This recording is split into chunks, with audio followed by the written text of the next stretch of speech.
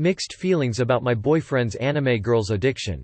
I have a good relationship with my boyfriend, we have been dating for 6 months now. However, I can't help but feel weird about his relationship with anime and hentai.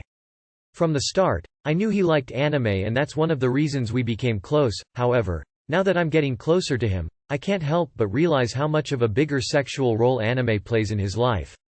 For context, he has been watching anime and consuming hentai and animated erotica for some years now, and he has a favorite anime girl that he is dedicated to. His whole room is full of posters of her, always buys anything he can get that is related to her, figures, pillows. Everything. He also had a massive collection of porn and erotica related to her, including erotic cosplays, that he had been saving for some time and used to pleasure himself. After we started dating, he noticed that made me uncomfortable, so he tried to stop consuming it as much. He stopped using naked anime girls as wallpapers, he had them everywhere. But there are still pictures that he cannot get unattached to, he has told me this. He used to refer to this specific anime character as his waifu, and he has told me how he used to feel happy when people told him jokingly that she was his girlfriend. He also cannot bear the idea of living in a room that is not filled with his posters, and he has made this very clear to me, which disheartens me a little when I think about the possibility of living together. I know that he has tried to reduce his hentai consumption since we started dating, but I still feel weird about seeing all of the half-naked posters in his room. Seeing him obsess over everything that relates to this specific anime character and to animated porn. I don't want him to just stop doing things he enjoys for me, but I would be lying if I said that I wouldn't prefer for this specific aspect to be either reduced or gone. IDK what to do or how to deal with this, because other than this, he is a very good partner. A general rule for dating is, if it is a big part of their life and you can't bear the thought of making it a big part of yours, then this is not the right long-term partner for you. This goes for attachments, kids, jobs, friends, hobbies, addictions, etc. Don't date people expecting them to change in major ways for you.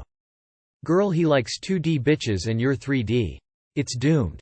I personally think this inordinate attachment to his anime waifu sounds disturbingly immature. It would be a deal breaker for me, depending on how old he is. If you guys are under 21, then maybe he will grow out of it. But if not, I would consider that a red flag, because an adult should not be unable to bear living without a bunch of sexual posters up in their living space. If he has a kink, that's cool, but it doesn't need to be incorporated into the decor. It's alarmingly juvenile in my opinion. Why would you want to waste your time with someone like this?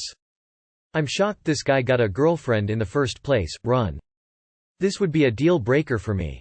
It's so gross. Why even have a girlfriend when his hentai is more of a priority and he has a waifu? He's made it clear to you his waifu addiction is more important than your feelings. Boyfriend friend-zoned me but still calling me at night. After a year with being with my 24 female boyfriend, 24 male, everything has come to an end. About 5 months ago he became very distant and we were only having sex. There was no time for me and he would tell me he was busy every day but made time for sex. He no longer replied to my texts, but I would wake up to calls from him late at night around 1 a.m. I texted him during the day and afternoon even while he was at work, no response. I never answered the calls, but he still called me almost every day around that time. He called me one night day before Valentine's Day and I didn't answer. He called me on Valentine's Day morning after I sent him a text to stop calling me around those creepy times. He called me that morning to tell me why he called me that late, which was he was trying to tell me Happy Valentine's Day? This was 5 months ago, but he was back to normal soon. I forgot what exactly happened. Towards this month, I believe I am friend-zoned because he is back to doing it again and out of nowhere has been calling me new names like, buddy. He called me on the 3rd of this month while he was at work and it was a quick phone call. He said some words like, "Alright buddy, just text me," and hung up before I could say anything. He's never used that name before. We texted a few times after that, but that was the last time we spoke on the phone. This time now he's no longer responding but calling me at night. Again, no matter what I text him during the early parts of the day, he will never respond. However, when I am asleep, I get woken up by my phone ringing at late at night by him the same night. Still I don't answer and still he calls. Someone please explain what they believe is going on.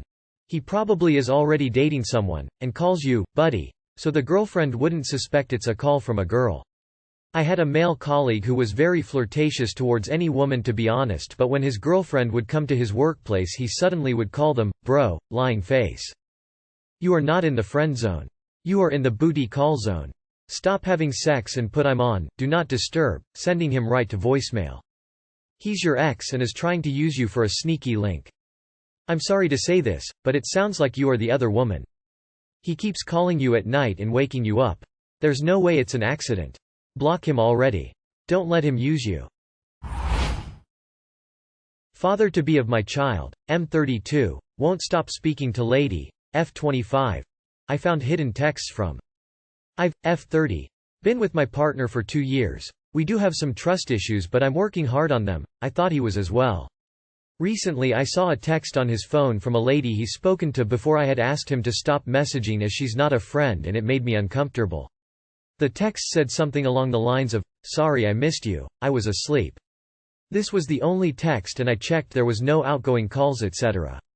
After confronting him he admitted to ringing her often and texting her but the messages had been deleted. He admits he shouldn't delete them but is adamant they are platonic. I'm currently 6 weeks pregnant and I was over the moon until today. I said to gain my trust I want all communication to stop between them but he said he cannot promise that. I really don't know what to do now. Any advice would be much appreciated. I would consider separating from him, to be honest. These issues generally just continue. He admits he shouldn't delete them but is adamant they are platonic. It's unlikely. If they truly were platonic, you can bet your ass he wouldn't have deleted them and would happily have let you read them to prove that you were being unreasonable or paranoid. The fact that he deleted them means there was 100% something in there he didn't want to see. There's a chance that they were relatively harmless, i.e., he hasn't met up with this woman and was possibly just chatting non-sexually. But even then he's violated your trust just by being in contact with her. He said he cannot promise that. What? Did he elaborate on why that's not something he intends to do? People really need to stop having kids together so fast and while there is ongoing serious issues. People don't hid innocent convos. He is straight up cheating, lying and gaslighting you. Please don't stay, it won't change. I'm speaking from personal experience. Run, girl. To be frank, there is no advice from me. You were having trust issues and you decided to have a baby. You could have asked us then. Probably would have given a variety of advices. I think you thought a baby will seal the deal and will keep him grounded. The only one who is going to be grounded here is you. These sort of men never takes care of children. He will fly away as he wants. This is only a breakup, there is not even a divorce to drag him through. My brother cheated on his fiancée during the bachelor party. Now I cannot 100% confirm this but I overheard him talking about cheating. I don't mean strip club lap dance kind of cheating but full-on hanky-panky with a lady he met drinking. Now that I know this information, and the wedding is less than 2 weeks from now, I have no clue what to do. If I tell, I save someone from being in an adulterous marriage. Did the right thing. If I don't tell, the wedding is ruined and many people will hate me. Probably lose my brother forever. Family could cut me off. Depression spiral. I have no clue what to do. Now I've asked God to help me, and maybe he can bring it into light better. But does anyone have any advice? Anyone ever been in this dilemma? Edit. I have vague written evidence too. Send the written evidence to her parents or best friends anonymously. Let it go from there. Let it be her choice without the humiliation of her 100% sure of who also knows about it. You could also try sitting down with your brother and confronting him with your evidence. Try to talk him out of the wedding. Explain that a divorce will be much more expensive and difficult than canceling the wedding. Tell, that stupid fuck doesn't deserve his fiancée. I think everyone deserves to know of betrayal and make an informed decision for their own relationship. 100% tell, your brother is a cunt.